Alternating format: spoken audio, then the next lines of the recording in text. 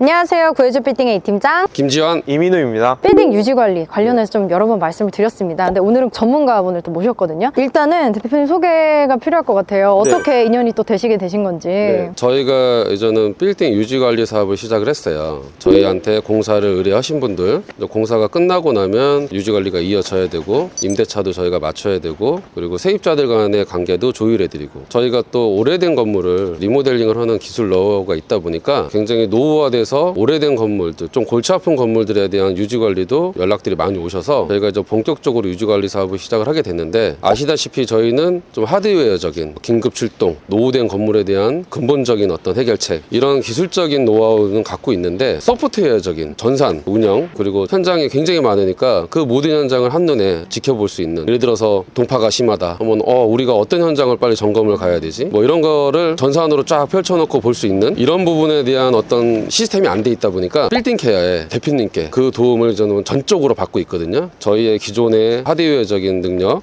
소프트웨어적인 능력이 조합이 돼서 많은 일들을 지금 저희가 하고 있어요. 또 구체적으로 어떤 일을 좀 도맡아서 하고 계신지 알려주시면 좋을 것 같아요. 빌딩 케어라는 건물 관리 프로그램을 만들고 있는 디원더의 대표 이민우라고 하고요. 쉽게 말하면 이제 작은 꼬마 빌딩부터 중형 정도 되는 빌딩을 관리할 때 계약부터 일정, 그리고 청구서 발행이나 입금 확인하는 것들을 전반적으로 되게 쉽게 할 수 있는 그런 프로그램을 제공하고 있는 서비스를 하고 있습니다. 처음에는 강남에서 시작을 해서 지금은 수원이나 광주나 부산 쪽까지 고객분들이 많이 늘고 있고요. 그 과정에서 진짜 진정성을 가지고 건물 관리에 임하고 되게 고퀄리티 서비스를 제공하는 고객분들을 이제 많이 모시다 보니까 또 이렇게 인연이 돼서 또 대표님과 이제 구해줘 빌딩을 함께 하게 되었습니다. 아무래도 일을 처리하다 보면 데이터화 시키는 것들이 굉장히 중요한데, 데이터를 또 다 갖고 계시니 고객분들 그리고 크고 작은 건물들에서 생기는 문제들을 어떻게 보면 가장 가까이 잘 알고 계실 것 같습니다. 자, 그러면 어떤 방식으로 저희가 풀어나갈지 세세히 나아가 보도록 하겠습니다. 신규 사업을 현장에서 이게 설명드리게 됐냐면, 이 현장의 또 케이스가 많은 건물주님들이 갖고 계신 고민과 되게 일맥상통해요. 공사가 끝나고 세입자가 잘 맞춰졌는데 사업이 잘 안 되셔서 세입자가 통으로 한 번에 빠졌습니다. 강남권의 이면도로, 삼면도로에 공실 상태로 두신 분들이 굉장히 많으세요. 저희가 이 현장을 어떤 솔루션으로 접근하는지 오늘 상세히 보여드리는 건데, 건물주님께서는 이 건물을 매매 시장에 내놓으셨는데 세입자분들께서는 어떤 분들은 비어있는 걸 원하고 어떤 분들은 건물이 월세 세팅이 잘 돼 있는 걸 원하세요. 이 두 가지를 다 대응할 수 있는 게 제가 보기엔 공유 오피스였습니다. 그래서 제가 공유 오피스로 제안을 드렸어요. 저희 시공조화가 유지관리도 하지만 공유 오피스도 사업을 하니 저희 회사가 2년을 계약을 하고 유지를 하는, 근데 조건을 달았습니다. 이 건물이 만약에 매매가 되는데 매수자가 전체 올 명도를 원하면 저희가 명도를 해드린다 라는 조건으로, 저희는 뭐 운영에 자신이 있으니까 계속 운영했으면 좋겠다 라고 하면은 운영하기 위해서 계약은 2년을 체결해놨으니 운영을 해도 좋고, 혹시나 저희가 나가는 걸 원한다라면 나가는 조건, 그런 좀 서로 간의 절충점을 찾아서 저희가 이제 시작을 하게 됐습니다. 이걸 또 공유 오피스로 바꾸는 게 또 돈과 비용과 이런 것들이 너무 많이 들지 않을까, 어렵진 않을까라고 생각하실 것 같아서 저희가 실제적으로 어떻게 좀 저희가 적용을 해서 사용을 할 건지 한번 보여드려 보도록 하겠습니다. 네. 저희가 이제 1층으로 바로 들어왔는데, 아니 인테리어가 너무 예쁘게 잘 돼 있어요. 이 현장을 건물주님께서 이제 고민하고 계신 상황에서 공유 오피스로 제안을 드린 이유가 있어요. 전체적인 구성이 제가 조금만 공사를 더 추가적으로 하면 공유 오피스로 바로 운영이 가능하겠는데? 라는 저희 생각이 있었던 거거든요. 지금 보시면 카페로 활용하셨어요. 인테리어가 시설이 좀 깨끗이 잘 돼 있어요. 냉난방도 잘 돼 있고. 저희가 조금만 보완을 해서 공유 오피스의 로비 역할을 하면서 저희가 직원을 고용을 해서 세입자분들께 음료를 공급을 할 거고, 방음이 필요한 회의가 있을 수 있잖아요. 한켠에는 4인, 5인이 들어갈 수 있는 방음이 되는 부스를 설치를 할 거고, 여기 안쪽으로 단이 한 단 올라가 있잖아요. 저기는 긴 테이블을 설치를 해서, 요즘 공유 오피스가 프리하게 돌아다니는 자유석이 또 필수래요. 이제 그런 배치들. 아이디어를 어떻게 생각을 하셨는지 네, 좀 네. 궁금해지는데요. 우리 시설만 갖추면 되는 줄 알았어요. 근데 이제 운영 노하우가 굉장히 많이 필요하더라고요. 직원을 많이 두면 비용이 많이 상승이 되잖아요. 적은 직원으로 운영을 하려면 시스템적인 거, 출입 통제, 이런 것들이 굉장히 좀 복잡하게 있는데 그런 부분들에 대한 노하우 한번 말씀 부탁드리겠습니다. 네.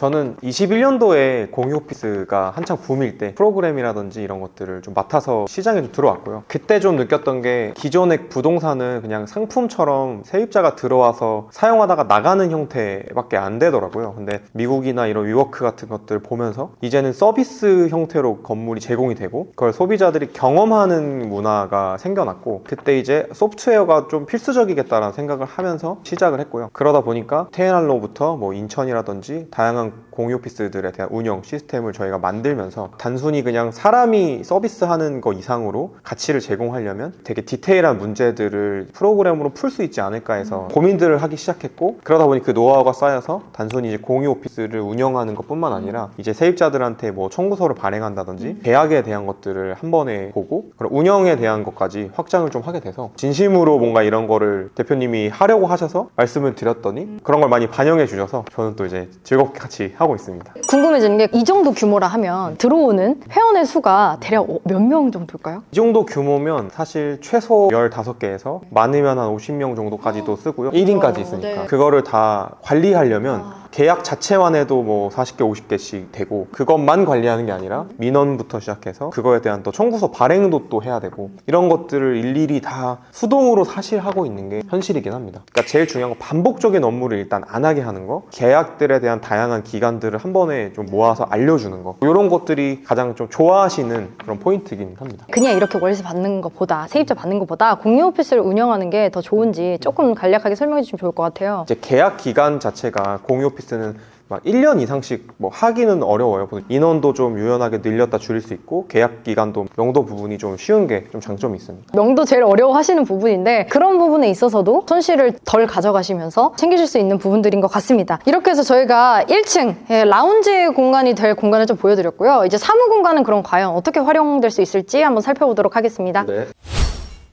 네, 저희가 이제 사무 공간으로 올라왔는데 여기 같은 경우는 지금 공유 오피스를 위해서 이제 공사를 좀 마무리한 현장 같은데 맞나요? 아직 공사 들어간 게 아니에요. 통으로 쓰시던 전 세입자께서 사업 특성상 상담이 되게 많으셨던 업종이셨어요. 그래서 상담실로 거의 전층이 다 이렇게 돼 있어요. 그러니까 제가 보기에는 공유 오피스로 쓰기에 너무 적합했기 때문에 이렇게 제안을 드려서 저희가 계약까지 이어지게 된 거거든요. 여러분들 공유 오피스 가보시면 개별 냉난방도 아니에요. 중앙 냉난방이라 각 실별로 조금 불편함이 있거든요. 누구는 덥다, 누구는 춥다. 요거는 근데 개별 냉난방이라 오히려 더 시설이 잘 돼 있는 거죠. 여기다가 탕비실을 조그맣게 해서 간단히 여기서 차나 음료 같은 거, 냉장고도 좀 놔드리고 그런 거를 좀 여기다 할 수 있게 집중을 좀 해놓을 생각입니다. 그리고 공유 오피스 운영에 되게 제일 중요한 포인트, 우리 대표님하고 진짜 긴 어떤 상의와 미팅 속에서 내린 결론이 있는데, 공유 오피스 시장이 떠오르는 시장이고 엄청 좋아서 저희가 뛰어든 게 아닙니다. 공유 오피스 시장은 이미 어느 정도 포화 상태고요. 근데 저희가 이 사업을 해야 되는 당위성이 있었어요. 그게 뭐냐, 국내 공유 오피스 시장이 초심을 좀 잃었어요. 공유 오피스의 시작은 뭐냐면 세입자분들이 사업에 대한 미래에 대한 불확실성 때문에 단기로 들어오는 거죠. 그 시설이 돼 있으니 보증금이 필요 없어요. 그리고 월세도 계약을 3개월 단위, 6개월 단위, 뭐 한 달 단위도 합니다.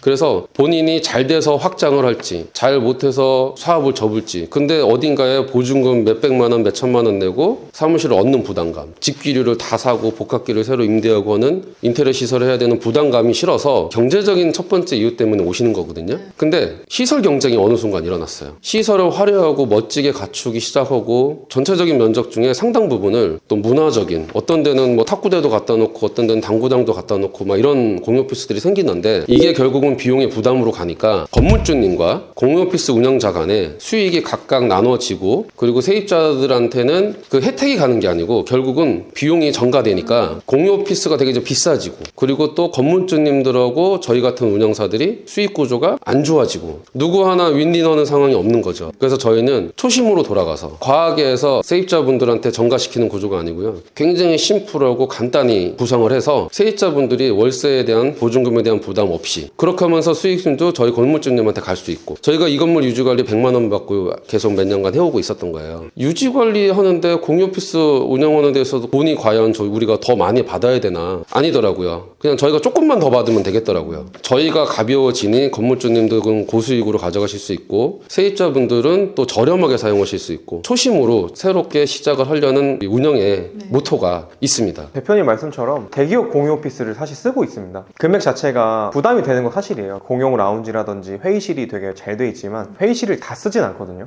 그럼 사무실을 옮겨야 하는데 유연한 사무실을 찾기에는 또 너무 애매하고, 임차 사무실을 가기에도 또 부담이 되고, 그 과정에서 좀 접점이 없을까 하는 그 고민을 하고 있다가 이런 부분을 대표님이랑 얘기를 하면서 그럼 이런 포인트로 만들어져 있는 공유 오피스가 있으면 좋겠다. 저희도 필요한 운영이라는 게 어떤 거인지 알기 때문에 불필요한 거 다 덜어내고 진짜 필요한 것만 딱 집중할 수 있게 바꾸자라고 하다 보니 사업도 사실 똑같거든요. 초심이라는 거에 대해서 계속 유지가 돼야 되는데 불필요한 걸 덜어내고 사용자분들이 원하시는 알짜배기들만 가져갈 수 있는 이유가 있으실 것 같아요. 부동산 자산을 얼마나 고객들이 사용하는지, 회의실 예약은 얼마나 하는지, 규모 대비 사용률은 얼마나 되는지, 단기 계약들은 어떤 주기로 계약이 되고 또 해지가 되는지를 저희가 알고 있다 보니까 그럼 이건 너무 과한데? 이거는 없어도 될 것 같은데 있네? 이런 것들의 데이터를 가지고 자산을 효율화해서 운영 수익을 극대화하는 방향이 되겠다. 단순히 그냥 멋있는 있으면 좋은 그런 프로그램이 아니고요. 관리 자체를 할 때 우리 건물주분에게 맞춰서 데이터나 이런 걸 가지고 내가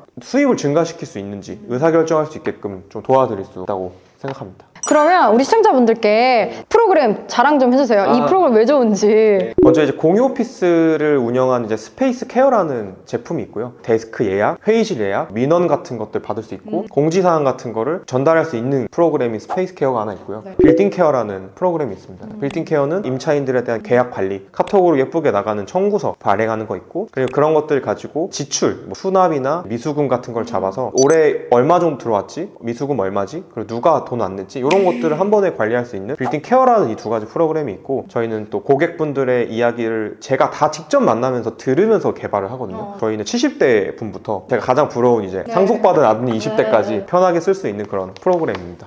지금 딱 다 들어보니까 엄청난 데이터와 엄청난 기술력이 만나서 상호 보완이 된다라고 얘기를 하셨는데 기대가 됩니다. 또 이 건물에요, 또 지하 공간이 되게 매력적인 포인트들이 있다고 합니다. 그래서 그것도 살짝 보여드려 보도록 하겠습니다. 네, 저희가 이제 지하로 왔는데 여기가 지하가 한 개층이 아니더라고요, 대표님. 네, 이 건물에 너무나도 확연한 특색, 지하가 3개층까지 파져 있어요.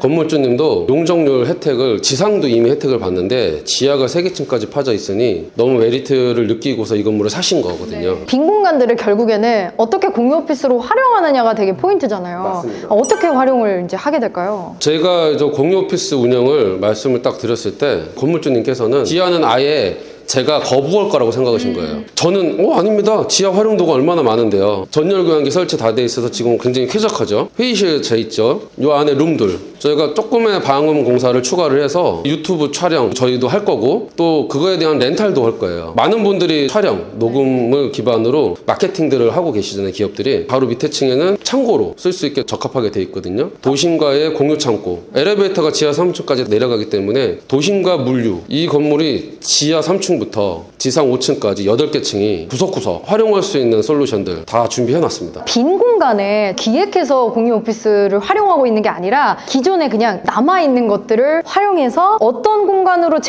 재탄생시킬까로 봐주시면 좋을 것 같아요. 공실이 났을 때 이거 새로 다시 또 원래 원상복구 시켜서 세입자를 또 누굴 받아야 되나 이런 고민들 많이 하실 텐데 좀 그러기보다는 지금 이 남아있는 현재 상태에서도 새롭게 활용할 수 있는 방법은 없을까의 기회로 좀 보시면 좋을 것 같습니다. 아마 이게 실제적으로 프로그램에 대한 이 느낌이 잘 안 오실 것 같아서 우리 대표님께서 이벤트를 좀 준비를 해주셨습니다. 경험해 보셔야 되게 좋은 걸 아세요. 네. 제일 좋아하시는 네. 카톡으로 정말 쉽게 청구서를 딱 발행하고 발행 이력을 관리할 수 있는 청구서기 기능을 네. 구해줘 빌딩 또 구독자분들에게 이 기능만 저희가 한시적으로 무료로 써보실 수 있게 네. 가져왔습니다. 좋습니다. 자, 아래에 링크 저희가 입력해놨습니다. 거기 클릭하셔서 정보 입력하시면 서비스 이용해 보실 수 있는 체험권 저희가 보내드리니까 써보시고 이런 편리함이 있구나 직접 느껴보셨으면 좋겠습니다. 제가 종합건설사를 운영하는 대표 입장에서 되게 오래된 좀 문제 있는 건물들을 의뢰를 받아서 가서 상담부터 시작을 하잖아요. 공사적으로 들여다보니까. 그래서 제가 이런 고충들 이해하고 있는 건데 그동안에는 소규모 업체들이 건물에 대해서 근본적인 해결책을 제시해드리지 못하고 부분 임시적인 방편으로 제시를 하다 보니까 요번에 200만 원, 300만 원 써서 뭔가 방수를 했습니다. 금방 또 B가 세요.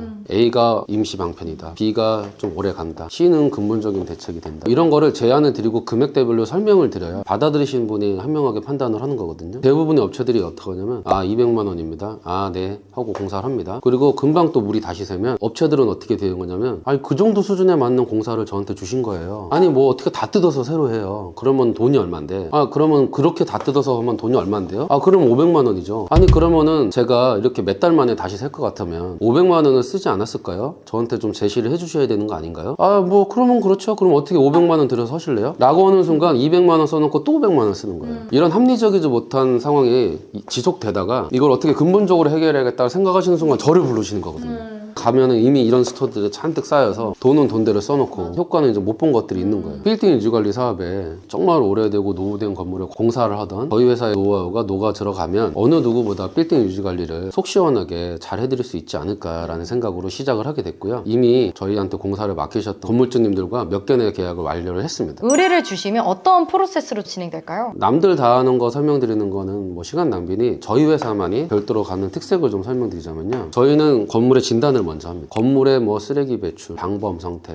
주차 관리 상태 100여 가지가 되거든요. 저희가 챙기는 건물의 유지 관리 체크리스트가 이 100여 가지 되는 거를 다 점검을 해서 저희가 그거에 대한 보안 제안서를 먼저 제출해 드립니다. 세입자들이 통제하에 있지 않은 아니면 전 건물 쪽에서 우후죽순 설치란 냉난방 배관이 간판이 바깥으로 엉망이 돼 있는데 그게 누수의 원인이 되고 건물이 너무 지저분해서 건물 가치를 떨어뜨리고 새로운 세입자들이 들어오길 꺼려하는 상태다. 저희가 건물의 진단을 끝내서 제안을 드리는데 그 제안에는 절차와 시간과 비용까지 중간 역할을 하시는 유지관리 회사들은 기술자가 아니다 보니까 견적을 받아서 취합해서 제출만 하는 거고 대표님 이렇대요 라고 말씀만 드리는 거예요. 저희는 제출하는 순간 책임질 수 있으니 책임질 수 있는 저희가 명확히 제시를 해서 제출을 하는데 승인만 하면은 공사는 저희가 알아서 마무리를 하고 그 이후부터 새로 세팅되는 월세는 훨씬 개선된 건물에서 새로 세팅이 되니까 월세는 올라갈 것이고요. 또 더불어서 중개팀도 저희가 있잖아요. 이 중개팀에서는 어떤 부분들을 좀 도움을 받을 수 있을까요? 기존의 중개팀들은 매도와 매수, 빌딩 매매 중심으로 하고 있는데 매도와 매수를 하다 보니까 명도에 대한 노하우 또 자체적으로 저희 내부에 공사하는 현장에 대해서 임대를 맞추는 공실팀이 있잖아요. 중개사님들이 계시니 저희가 임대계약도 직접 경우에 따라서는 저희가 임대계약을 안 쓰는데도 임대계약서를 저희가 만들어 드리는 경우도 많아요. 건물주님 편에 서 있으니까 건물주님 편에 서서 철저하게 임대계약을 맞아드리는 그런 역할들을 저희 중개팀이 빌딩 유지관리 사업에 개입을 해서 적극적으로 해서 진행을 하게 될 겁니다. 500만 원 건물의 월세가 건물 전체 가치 15억에서 20억 가치가 있어요. 건물 검체 가치평가하는 수익률의 기준이잖아요. 그렇게 비교하자면 이 월세를 떨어뜨리지 않는 유지관리 행위 이 행위 자체가 몇십억의 파생적인 효과가 갖고 있다라고 이해하시면 됩니다. 그래서 나중에 되팔 때 내가 그동안에 유지관리를 맡겨서 월세도 잘 받았다. 개인적인 시간도 아꼈다. 근데 내가 이 덕택에 몇십억 더 붙여서 팔 수 있구나. 종합적으로 후회 없는 선택이 되실 거라고 생각이 듭니다. 저희가 앞으로 새롭게 보여드릴 유지관리 사업에 대한 부분의 일부분을 또 소개를 해드렸습니다. 그 유지관리 중에 이제 공유오피스가 하나